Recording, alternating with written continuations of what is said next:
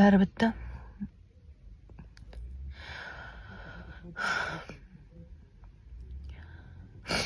Осы күні үкім шығатын айта алмағам, себебі мен әке шешем бар.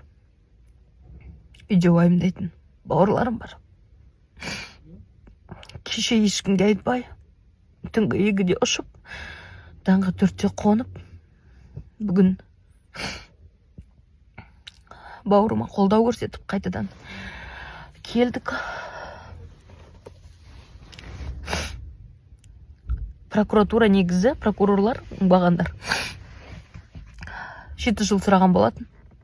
Оны да айта алмайсың ғой, енді әке шешең тағы қорқасын денсаулықтарынан. 7 жыл сұрады. Сол 7 жылды ешқандай өзгертусіз. Сонда 1,5 жыл сот. Не үшін болды? Не үшін болды 1,5 жыл сот? Жоқ, 30-ға толмаған.